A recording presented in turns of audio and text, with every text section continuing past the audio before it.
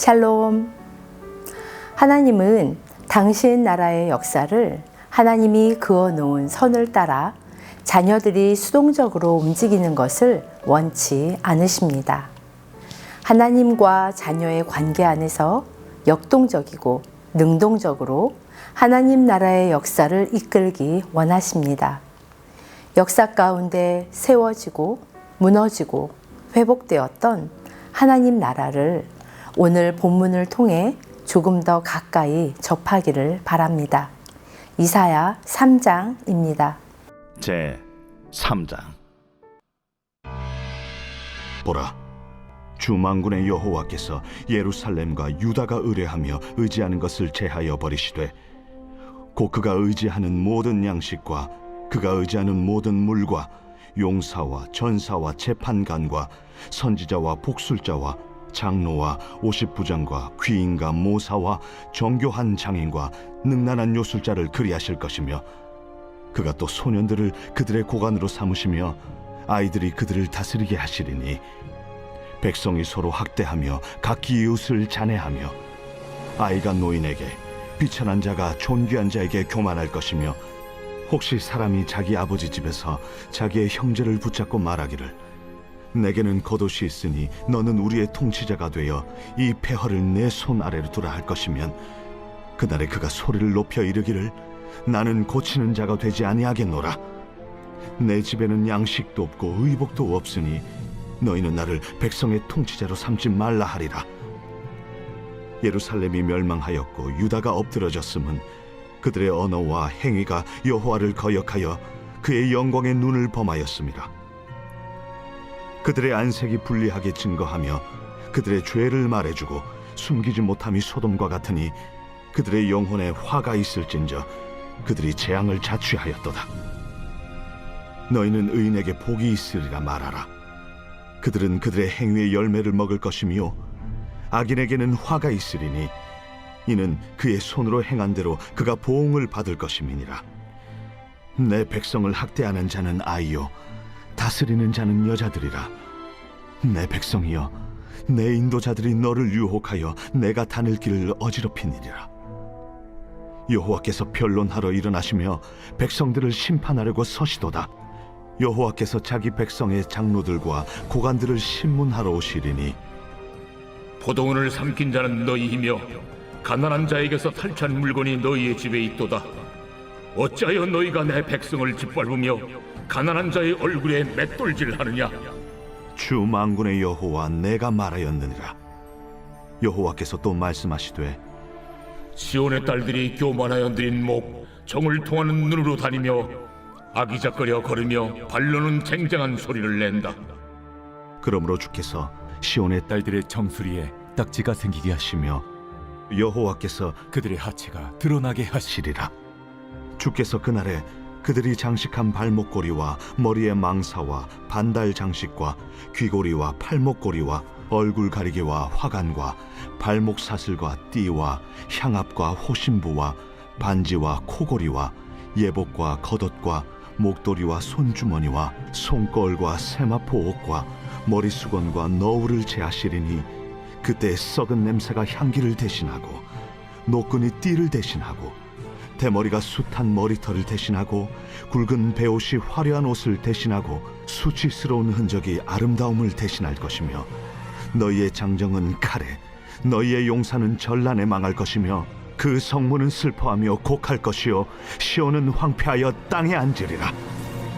하나님은 이방과 같이 세습적 정치 지도자 체제인 왕을 만들어 달라는 백성들의 어리석은 요구를 들어주시고 왕 제도를 허용하셨습니다.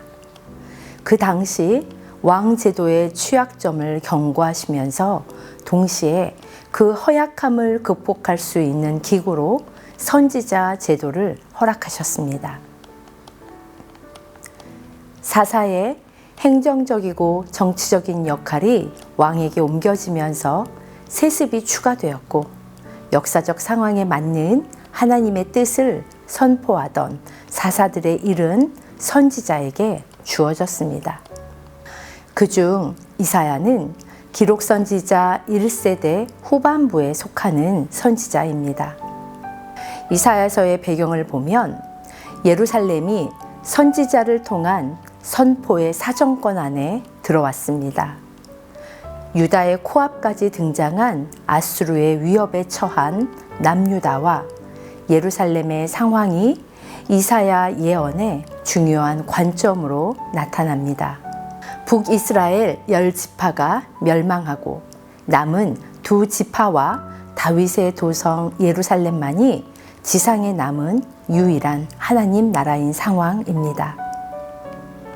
바로 이때 하나님께서 기록 선지자 1세대 중 가장 강력하고 총체적 메시지를 전할 선지자로 이사야를 일으키셨습니다. 우리는 선지자가 존재했던 이유와 근거를 알아야 합니다. 그래야 이사야를 통한 하나님의 뜻을 바로 알 수 있기 때문입니다. 먼저 하나님은 선지자를 통하여 당신과 이스라엘이 맺은 언약을 기억하고 계십니다. 그 언약은 죄 가운데 무너지고 찢긴 언약을 회복시키고 그 언약을 유지하며 발전시키는 데 그 의미가 있습니다. 예루살렘의 멸망과 심판하시는 하나님을 기록한 3장은 바로 그 언약적 관점에서 조금도 벗어나지 않습니다. 그렇다면 선지자의 가장 중요한 기능은 무엇일까요? 언약에 근거한 정의와 심판을 선포하며 평화를 세우는 그 정도일까요? 더 궁극적인 이유가 있습니다. 백성들이 잊어버린 하나님의 마음, 그 말씀을 전하여 이스라엘이 계속 하나님의 언약 백성으로 남아있게 만드는 것입니다. 하나님은 자녀들이 당신에게 멀어지게 하는 것들을 제하여 버리겠다고 하십니다. 이는 하나님 편에서의 언약적 열심입니다. 1절입니다. 보라, 주 만군의 여호와께서 예루살렘과 유다가 의뢰하며 의지하는 것을 제하여 버리시되 곧 그가 의지하는 모든 양식과 그가 의지하는 모든 물과. 이사야는 하나님을 주 만군의 여호와로 표현하며 온 우주의 통치자이심을 부각시킵니다. 통치자인 하나님은 언약 당사자인 백성들을 향하여 이렇게 말씀하십니다. 너희는 극심한 박탈을 경험하게 될 것이라고요. 결국 남유다도 심판을 피해가지 못한 역사를 우리는 알고 있습니다. 이 땅에서 당신의 나라를 없애시면서까지 심판하시면서까지 이루기 원하시는 하나님의 열심 있는 언약적 통치를 보아야 합니다. 출애굽기 19장 5절에 분명히 기록되어 있습니다. 세계가 다 내게 속하였나니 너희가 내 말을 잘 듣고 내 언약을 지키면. 그렇습니다. 언약을 지키면 모든 민족 중에 하나님의 소유, 곧 보배가 될 것이고 제사장 나라와 거룩한 백성이 되리라고 말씀하셨습니다. 그렇기 때문에 이사야를 통한 심판의 메시지는 단순히 죄를 지었기 때문에 심판하시겠다는 것이 아닙니다. 언약에 충실하지 않은 백성들을 향한 언약적 심판을 행하시겠다는 것입니다. 우리는 돌이키라는 행간 속에 하나님의 애타는 마음을 읽어야 합니다.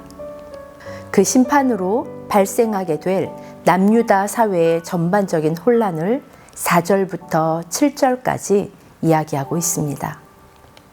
성읍은 어린아이들이 맡아 명령권자가 될 것이고 사람들은 서로 목을 노리고 서로 등 뒤에 칼을 꽂으며 학대하고 이웃과 이웃, 젊은이와 늙은이, 무지렁이들이 존귀한 자에게 교만이 맞서는 형국이 펼쳐질 것입니다. 바로 질서의 파괴가 발생할 것입니다.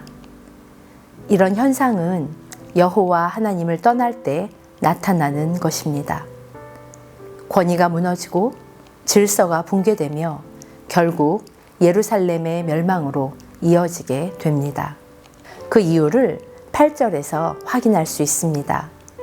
왜냐하면 예루살렘이 비틀거려 왔고 유다가 넘어졌기 때문이다.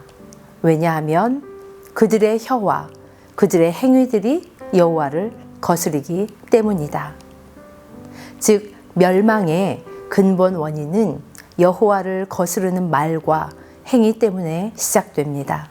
이를 개역개정의 8절 후반부는 여호와를 거역하여 그의 영광의 눈을 범하였음이라 라고 표현합니다.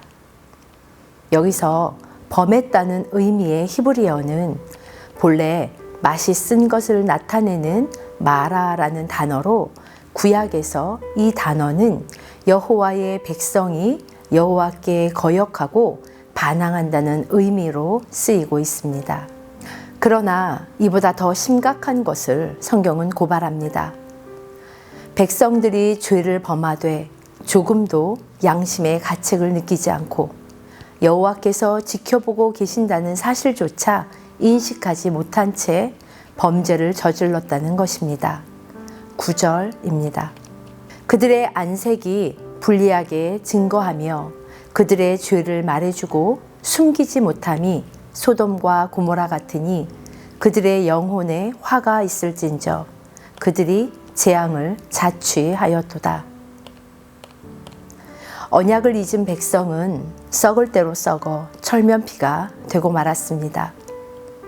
결국 그들의 영혼에 화가 있을 것이며 그들은 스스로 뿌린 씨를 거둘 때가 가까웠습니다. 그 원인을 제공한 자들을 12절에서 밝힙니다. 내 백성을 학대하는 자는 아이요 다스리는 자는 여자들이라. 내 백성이여 내 인도자들이 너를 유혹하여 내가 다닐 길을 어지럽히느니라. 바로 유다 멸망의 근본 책임은 지도자들이었습니다. 아이, 즉 부적절한 자가 왕위에 올랐고 철없고 못된 아이라면 많은 후궁들을 두었을 것입니다. 이는 아하스 왕에게서 보았듯이 그 후궁들에게 조종당했을 것을 말하고 있습니다. 결국 백성을 압제하고 그릇되게 다스리는 상황은 여호와의 공의의 법정에 제소될 것이고 고위 관리들도 여호와의 법정 앞에 줄줄이 세워질 것을 이야기합니다. 그들에게 임한 심판은 아이와 같은 지도자가 이미 세워졌다는 현실이었습니다. 그 후 실제로 임한 여호와의 진노를 경험하는 상황을 3장 16절부터 4장 1절에서 이야기합니다. 북이스라엘의 멸망을 보고도 정신 차리지 못한 남유다 역시 망할 것입니다. 하지만 종국에는 인간이 설명할 수 없는 역사의 흐름을 주관하시는 하나님께서 예정된 때에 갑자기 그 역사를 전환시키실 것입니다. 우리는 그것을 회복이라고 말합니다. 그러나 그 회복은 그냥 이루어지지 않습니다. 26절과 같이 성문은 슬퍼하고 곡할 것이며 시온은 황폐하여 땅에 앉은 후에 일어날 것입니다. 그러니까 언약적 심판과 소멸을 겪은 시온의 딸이 더러움을 씻고 난 뒤에야 주어질 회복입니다. 이사야와 미가가 공식적인 선지자 활동을 시작한 무렵은 주전 8세기 중엽으로 북쪽 아수르가 제국주의적인 정복 전쟁을 남서쪽으로 확장하던 그 시점입니다. 지금 우리의 시대는 어떻습니까? 여전히 하나님을 배신하고 세상을 좁게 만드는 세속주의는 우리의 교회 안에도 뿌리 깊이 들어와 있습니다. 이제 우리의 차례입니다. 하나님과 우리의 관계가 어떻게 시작되었는지, 하나님이 왜 그 언약에 그토록 충실하신지 역사는 계속해서 이야기하고 있습니다. 사랑하는 성도님들은 무엇을 제하고 무엇을 의뢰하시겠습니까?